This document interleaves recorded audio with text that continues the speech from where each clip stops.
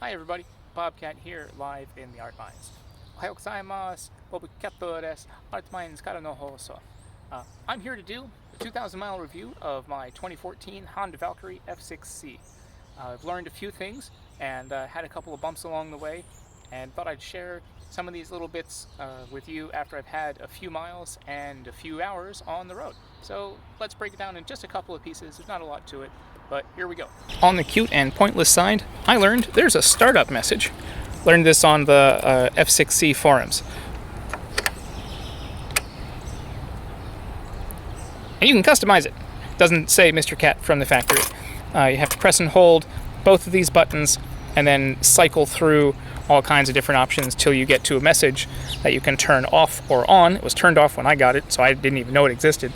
Turned it on, and then you get into that message, and then you can customize it. You can't change the Goldwing Valkyrie part, but you can change whatever pops up. You just have to cycle through, and it's a big pain in the butt, so if you're going to do it, make it something interesting and then leave it. It also says, goodbye. Tires are showing pretty good wear. This may be the original set of front and rear tires, but they're in pretty good shape. I'm okay with these.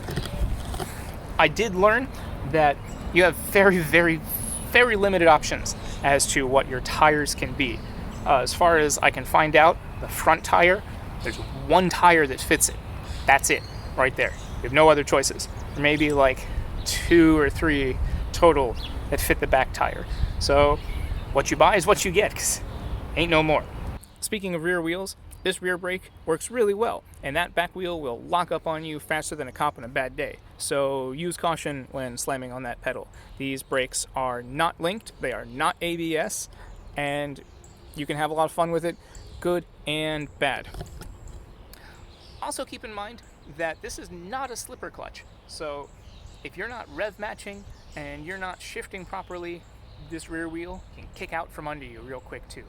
So respect this bike, because it may be a big beautiful Goldwing, but it does not have any traction control or any other rider aids. You've got your throttle, your brakes, and your shifter. That's it.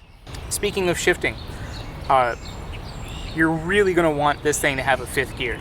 It does not have a 5th gear. You want it to have a 5th gear. It doesn't. You're going to keep reaching for it, and it's not going to be there. When you do shift it up and down, you really got to kick this thing. It is a clunky transmission. It goes, and I hope it's not my transmission. Hope it's something that's just a quirk with the design, but you really got to kick this mule to get it to do what you want it to do. On the copious plastic paneling that's here, you can see where my foot likes to rest here, and that kickstand coming up.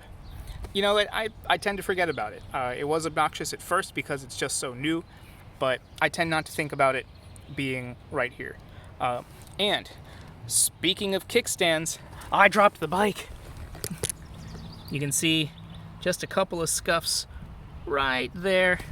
My dumbass parked it on a hill, nose down, a hill that was steeper than I thought, and I put it in neutral because I wanted to leave the bike running, so I was only going to be there for just a second. Put the kickstand down, leaned the bike over to it, and did something, checking GPS or something. And the bike just started to just creep forward just a little bit. It may have moved 8-9 inches tops. That kickstand very gently folded up, and the bike very gently toppled over. And that's incredibly embarrassing, because now I've scuffed the paint, which is shame on me. So don't do that. Don't do what I do. Back on this side of things, you can see where my foot's been kind of scuffing up. More plastic right here by the brake pedal. This little area right in here, actually following the line, which even kind of looks like a leg and a foot. The way the radiator pod and the engine kind of create a fairing, it's a nice little sheltered spot, and this part here, the side of the drivetrain, will get nice and warm.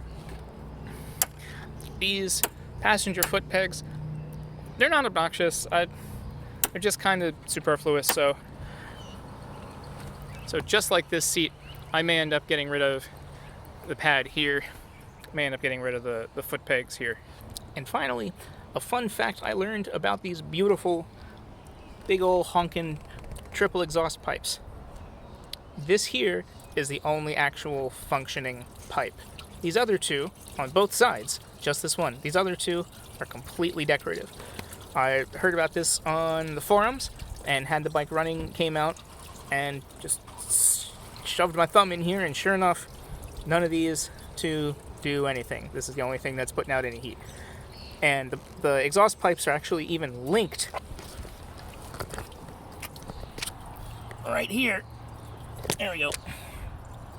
Exhaust pipes are linked underneath, so they really could have just gone to either a single pipe or a single pipe on both sides. I don't know why they did it, but they did what they did. So thanks for hanging out with me. If you do decide you want to get one of these bad boys, go for it, have fun.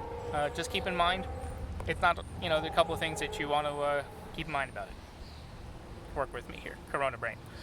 Be safe out there. See you soon.